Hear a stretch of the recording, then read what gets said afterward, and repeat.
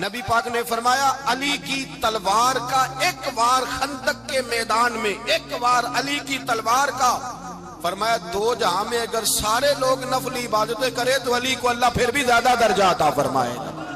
ساری دنیا کی عبادتوں سے زیادہ درجہ لے گیا، ایک تلوار چلا گیا، ایک تلوار چلا گیا۔ اور جب خیبر کا دن آیا،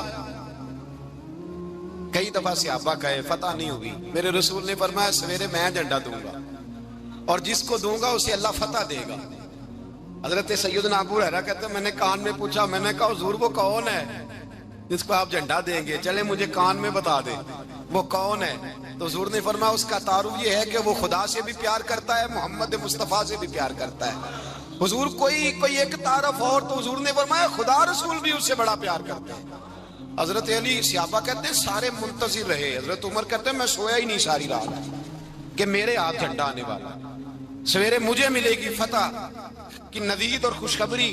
فرماتے ہیں میں سویا ہی نہیں۔ حضرت علی سے پوچھا آپ کدھر تھے؟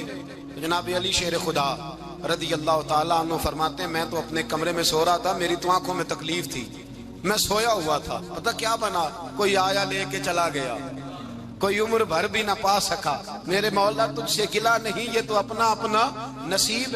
حضور سید عالم صلی اللہ علیہ وسلم نے فرمایا این علی ابن ابی طالب، علی ابن ابی طالب کو بلاؤ۔ حضرت علی رضی اللہ تعالیٰ عنہ آئے تو آنکھوں کے اوپر ہاتھ رکھے ہوئے کہ یا رسول اللہ میری آنکھوں میں درد ہے۔ فرمایا ہاتھ پیچھے کر، اللہ نے تیرے ہاتھ پہ فتح لکھ دی ہے، پیچھے کر ہاتھ۔ حضرت علی کہتے ہیں حضور نے لعاب دہن لگایا میری آنکھوں پہ، مجھے پہلے سے بھی زیادہ بہتر نظر آنا شروع ہو گیا۔ حضرت علی شیر خدا ایک ہاتھ میں تلوار، ایک ہاتھ میں 40 گز اونچا تھا خیبر کا دروازہ، 40 گز چوڑا تھا۔ حضرت علی شیر خدا کہتے ہیں میں اللہ اکبر کے نعرے لگاتا میدان میں گیا، اللہ اکبر کے نعرے۔ میں رسول اللہ کا بھیجا گیا تو میں شان سے گیا کہ میں نے سیدھے ہاتھ میں تلوار تھی، الٹے ہاتھ سے پکڑ کے میں نے 2-3 دفعہ دروازے کو ہلایا اور اللہ اکبر کہہ کہ جب میں نے پھینکا تو 40 گز دور جا کے گرا، 40۔ حضرت علی نے نا کوفے میں دعوت کی لوگوں کی، جب آپ امیر المومنین تھے دعوت کی، سب لوگ آئے۔ ایک نوجوان آیا جس نے شورا سنا تھا پر حضرت علی کو دیکھا نہیں تھا، اور حضور نے فرمایا نظر الی وجہ علی عبادہ، میرے علی کا چہرہ دیکھنا بھی عبادت ہے۔ تو ایک صحابی نے کہا حضور جو نہ دیکھ سکے، فرمایا ذکر علی عبادہ، ان کے لیے علی کا ذکر کرنا عبادت ہے، علی کا تذکرہ کرنا بھی ان کے لیے عبادت۔ حضرت علی کو دیکھا نہیں تھا۔ جوان کہتا جب میں آیا نا میں نے لوگوں سے پوچھا وہ بوڑھے مولا علی کدھر ہے جنہوں نے خیبر کا دروازہ توڑا تھا، بڑی شہرت ہے، کدھر ہے؟ کہتے حضرت علی صاحب نے بیٹھے تھے، مجھے کسی نے کہا وہ بیٹھے ہوئے۔ میں گیا تو حضرت علی اخروٹ کھا رہے تھے، تو پورا زور لگا رہے ہیں تو اخروٹ کوئی نہیں ٹوٹتا، پورا زور 2-3 دفعہ، کبھی اس دانت میں کبھی اس دانت میں، ٹوٹتا ہی نہیں۔ کہتے میں ہنسنے لگا تو حضرت علی نے مجھے پاس بلایا، کہا بیٹے ادھر آ۔ تو میں گیا تو کہنے لگے کیا سوچ رہا ہے؟ کہتے میں ڈر گیا۔ میں نے کہا حضور کچھ بھی نہیں۔ لیکن نہیں جو سوچ رہا تھا تو بتا۔ میں نے کہا نہیں کچھ نہیں۔ فرمانے لگے میں بتاؤں تو کیا سوچ رہا تھا؟ بتاؤں؟ کہ حضور بتائیے۔ آپ فرمانے لگے تو سوچ رہا تھا بابے سے اخروٹ تو ٹوٹتا نہیں، خیبر کیسے توڑ دیا تھا؟ تو سوچ رہا تھا کہ اس سے اخروٹ تو ٹوٹتا نہیں تو خیبر کیسے توڑا تھا؟ فرماتے ہیں میں نے کہا میں یہی سوچ رہا تھا۔ یہ جب عرض کیا نا تو فرماتے ہیں شیر خدا کا رنگ ہی بدل گیا، پہلے مسکرا رہے تھے پھر انداز بدل گیا۔ انہوں نے اپنے منہ سے وہ جو خروٹ لگا تھا جھاڑا، ہاتھ یوں جھاڑے، امامہ سیدھا کیا اور فرماتے ہیں شیر خدا بن کے بیٹھ گئے۔ کہنے لگے بیٹے اخروٹ کو چھوڑ، کوئی خیبر آ تو لا، میں ابھی بھی توڑنے کو تیار ہوں۔ خیبر کوئی ہے تو لا، میں ابھی بھی توڑنے کو۔ دیواریں ہلتی رہتی ہیں اور در کانپ جاتا ہے، علی کا نام سن کے اب بھی خیبر کانپ جاتا ہے۔ میں تو اس کو چھوڑ اخروٹ کو تو لا۔ کہتے ہیں میں نے کیفیت دیکھی تو حضرت علی کا تو رنگ ہی بدل گیا۔ میں نے کہا واقعہ یہ توڑ ڈالیں گے، یہ خیبر آج بھی یہ توڑ ڈالیں گے، کیفیت ہی بدل گئی۔ فرماتے ہیں شیر خدا مسکرائے، آنے لگے بیٹا ڈرنا، مسئلہ سمجھ۔ کہا حضور کیا ہے؟ آپ فرمانے لگے اخروٹ میں جسم کی قوت سے توڑ رہا ہوں اور خیبر میں نے اپنے ایمان کی قوت سے توڑا تھا۔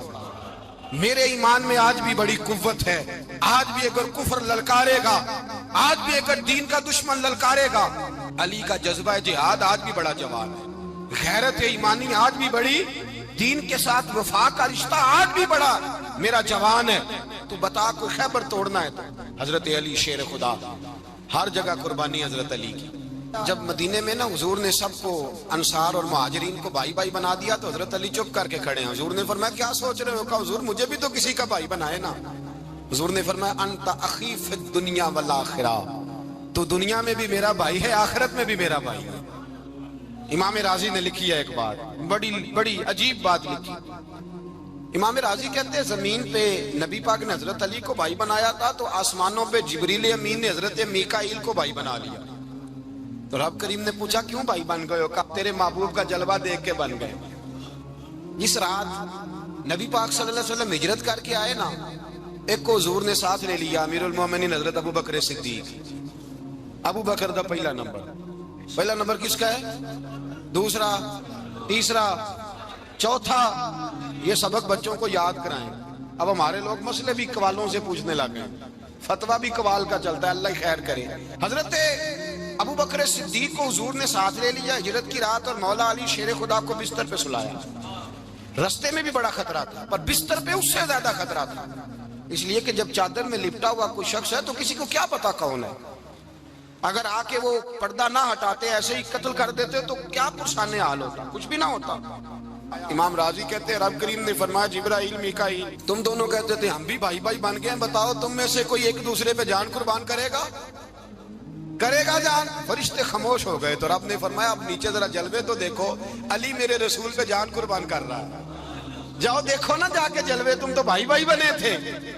فرشتے عرض کرنے لگے مولا ہماری ڈیوٹی کیا ہے؟ فرمایا اب تمہاری ڈیوٹی یہ ہے کہ تم جاؤ زمین پہ 2 تلواریں لے لو اور علی کی چارپائی کے اوپر کھڑے ہو جاؤ، اس نے میرے مصطفیٰ پہ جان قربان کی ہے، اس کی جان کی حفاظت کرو۔ وہاں کھڑے ہو جاؤ۔ فرشتے بھی کرتے ہیں تعظیم میری، فدا ہو کہ ان پر یہ عزت ملی ہے۔ حضرت شیر خدا مولا علی ہر میدان میں اول، ہر جنگ میں پہل، السابقون السابقون اولئک المقربون۔ اللہ فرماتا ہے سبقت لینے والے سبقت لے گئے، آگے گزرنے والے آگے گزر گئے، اور یہی لوگ ہیں جنہیں رب کا قرب نصیب ہوا۔ حضرت علی نے مکان نہیں بنایا، ساری زندگی مکان نہیں بنایا، کوئی کاروبار نہیں کیا ساری عمر۔ اب اس پہلو پہ بھی ذرا غور کریں، حضرت علی رضی اللہ تعالیٰ عنہ نے کوئی بینک بیلنس نہیں بنایا۔ صحابہ کرام علیہم رضوان فرماتے ہیں بڑے بڑے رشتے آئے سیدہ فاطمہ کے لیے، بڑے بڑے امیر کبیر لوگوں، حضور نے فرمایا میں رب کے فیصلے کا انتظار کر رہا ہوں۔ ایک دن تینوں یار ان لوگوں کا خلوص دیکھے مولا علی کے ساتھ، حضرت ابو بکر، حضرت عمر، حضرت عثمان۔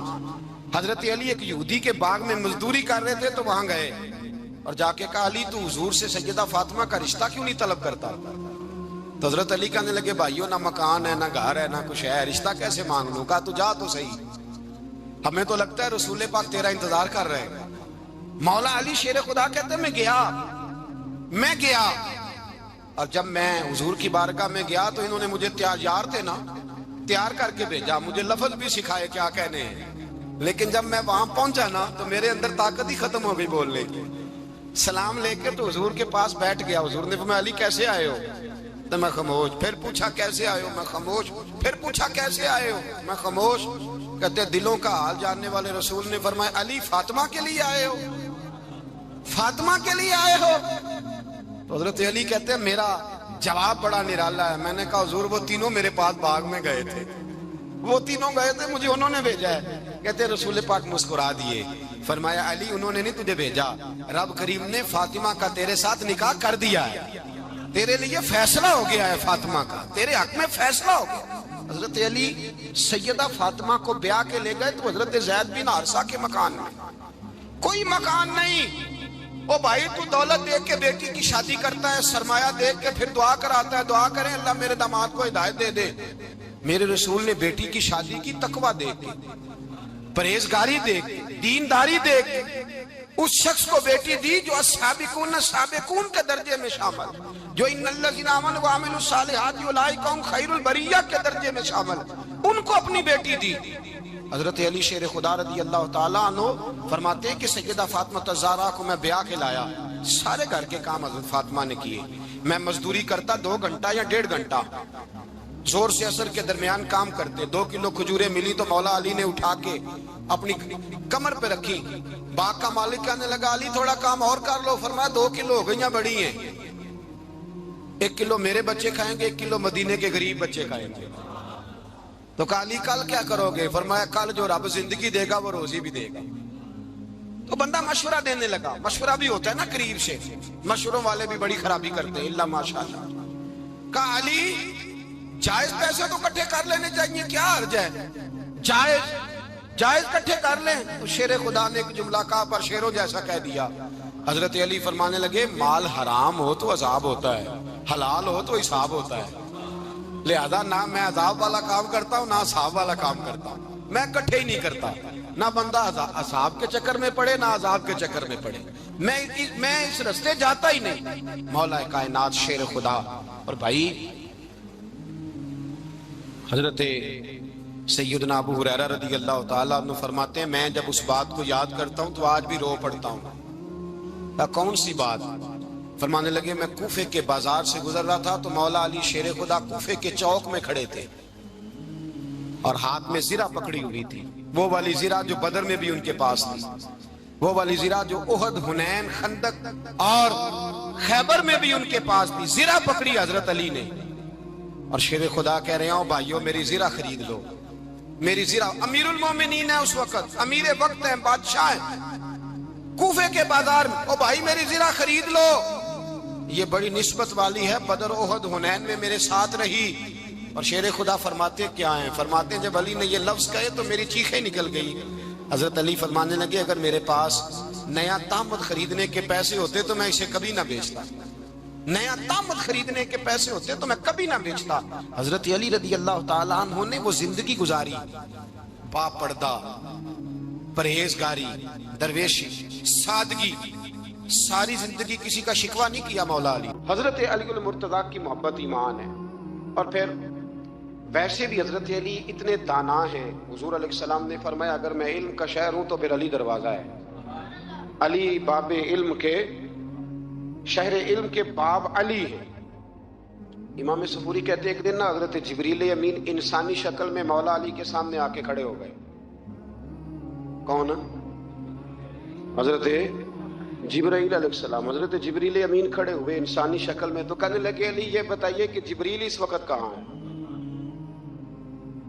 انسانی شکل میں. مولا علی سے پوچھتے ہیں. تو کچھ جو آج کل ہمارے شاگرد حضرات پڑھ جاتے ہیں نا تو وہ ذرا جلدی کرتے ہیں جواب دینے میں. بڑوں کو جب جواب بھی دینا بزرگوں کو تو جواب میں بھی آداب کا خیال ہونا چاہیے. حضرت مولا علی شیر خدا رضی اللہ تعالیٰ عنہ تو جب پوچھا نا کہ جبریل امین کہاں ہے اس وقت تو حضرت علی نے پہلے اوپر دیکھا, پھر نیچے دیکھا, پھر دائیں دیکھا, پھر بائیں دیکھا, پھر آگے دیکھا, پھر پیچھے دیکھا. جواب فٹافٹ تیار تھا کہ آپ ہی تو ہیں, لیکن ایسے جواب نہیں دیا. فرمانے لگے جناب نہ تو اس وقت حضرت جبریل مشرق میں ہیں, نہ مغرب میں ہیں, نہ شمال میں ہیں, نہ جنوب میں ہیں, نہ 7 زمینوں میں ہیں, نہ آسمانوں میں ہیں. پھر بھی یہ نہیں کہا کہ آپ جبریل ہیں. فرمانے لگے بھئی زمینوں آسمانوں مشارق مغارب میں تو کوئی نہیں, تو یا آپ جبریل ہیں یا میں جبریل ہوں, دونوں میں سے ایک ہے. تو حضرت جبریل امین مسکرائے, فرمانے لگے نہیں آپ تو علی ہیں, جبریل تو میں ہی ہوں, آپ علی. دیکھیں نا بہت سارے لوگ سوال کا جواب دیتے ہیں پر وہ آداب کو ملحوظ خاطر نہیں رکھتے. نبی پاک علیہ السلام نے ایک دن نماز 4 رکعتوں کی تھی تو حضور نے 2 پہ سلام پھیر دیا تو صحابہ سے پوچھا میں نے کتنی پڑھی ہے؟ عرض کرنے لگے یا رسول اللہ زیادہ پتا تو آپ کو یہ ہے پر ہمیں لگتا ہے کہ آپ نے 2 پڑھائی ہیں. یہاں ایسے کرتا ہے کوئی؟ سوال ہی نہیں پیدا ہوتا. یعنی 1 منٹ سے پہلے امام غزالی ایک درویش کے مرید ہو گئے تھے تو بہت بڑے عالم تھے. آپ کو پتہ ہے عالم آدمی کا مرید ہونا اللہ ہی خیر کرے کسی کرامت سے کم نہیں ہوتا, بڑا مشکل ہوتا ہے. وہ کسی کی غلامی کرے وہ بڑا مشکل ہوتا ہے, مطلب کٹھن ماحول ہوتا ہے. تو امام غزالی بیعت ہو گئے تو مرشد نے پہلا وظیفہ یہ بتایا کہ کسی پر اپنے علم کا اظہار نہ کرنا. ہاں اپنے علم کا اظہار, آپ اس کو آسان وظیفہ سمجھتے ہیں, یعنی علم ہو بھی تو بندہ اظہار نہ کرے, بد ہضمی ہو جاتی ہے. نیند نہیں آتی. 2-4 لفظ جو بندہ پڑھ کے آتا ہے نا اس کو تو نیند نہیں آتی کہ میں پڑھا لکھا ہوں تو میں بتاؤں نا. تو حضرت علی شیر خدا کرم اللہ تعالیٰ وجہ الکریم کے وہ آداب سے مجھے یہ بات یاد آئی کہ امام غزالی کے شیخ نے کہا علم کا اظہار نہ کرنا یہ پہلا وظیفہ ہے. شیخ شہاب الدین سہروردی کہتے ہیں مجھے میرے ماموں حضور غوث پاک کے پاس لے گئے تھے تو جاتے ہوئے میرے رستے میں خیال آ رہا تھا میں الحمدللہ خود پڑھا لکھا ہوں. جب انہوں نے جا کے پیش کیا نا غوث پاک کی بارگاہ میں کچھ دیں تو حضور غوث اعظم فرمانے لگے بھرے ہوئے پیالے میں کیا ڈالوں, پہلے ہی فل ہے کوئی گنجائش ہی نہیں. تو فرماتے ہیں پھر میں اگلی دفعہ گیا تو غرور علم کو توڑ کے گیا.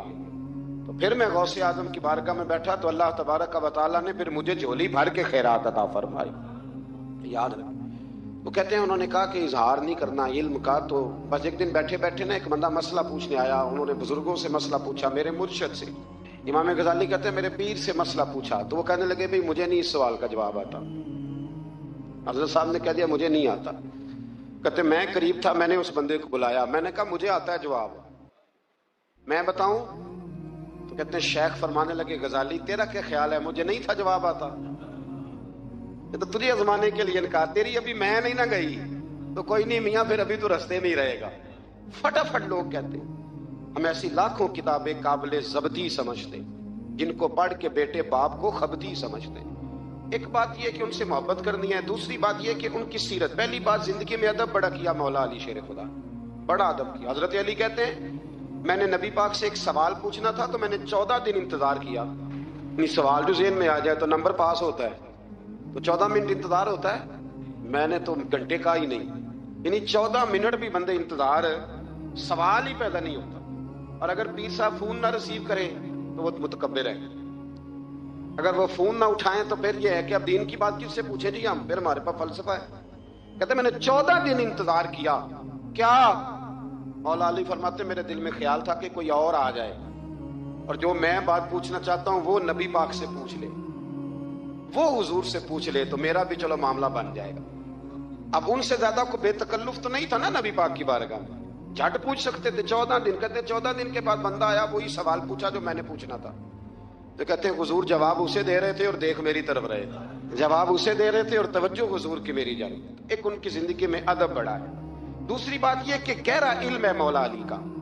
ہمارے ہاں لوگوں کے پاس علم ہوتا ہے اللہ ماشاءاللہ بڑے بڑے اچھے علماء ہیں, لیکن بعض جگہ پہ علم بڑا سطحی سا ہے, سطحی سا. یعنی ساری زندگی جس بندے نے علم پڑھا ہے وہ گہرائی تک نہیں اترا, یعنی اس پر عمل نہیں کر سکا. تو اگر میرا علم مجھے نفع نہیں دے رہا تو میرا علم کسی کو کیا نفع دے گا. حضرت علی کا علم گہرا تھا, سیانہ علم تھا, گہرائی والی بات کرتے تھے, بڑی سوچ سمجھ کے فیصلہ کرتے تھے اور بڑے زیرک تھے, دانا آدمی تھے حضرت مولا علی شیر خدا رضی اللہ. اور آپ کا فہم و فراست نرالا تھا. ایک شخص نے کہا جی میں نے ترس کھا کے ایک عورت سے شادی کیا, وہ بوڑھی تھی, ترس کھا کے نکاح کیا. میں جوان, وہ بوڑھی ہے, پر میں قریب جاتا ہوں تو مجھے پتہ نہیں کیا ہوتا ہے. وہ بڑی جگہ پہ گیا ہوں پر میرا مسئلہ نہیں حل ہوتا, حالانکہ وہ لاوارث تھی اور شادی نہیں اس کی ہو سکی. تو حضرت علی شیر خدا فرمانے لگے بی بی کو میرے پاس لا, عورت کو لا. وہ لائے تو آپ فرمانے تیرا نکاح نہیں ہوا؟ کہنے لگی نہیں. فرمایا سوچ لے. چپ کر گئی. فرمایا کوئی گناہ کیا ہو؟ خاموش ہو گئی. کہنے لگی میں نے میرا آغاز تھا جوانی کا تو میں نے ایک ناجائز بچہ پیدا کیا تھا, اسے پھینک دیا, آبادی میں پھینکا.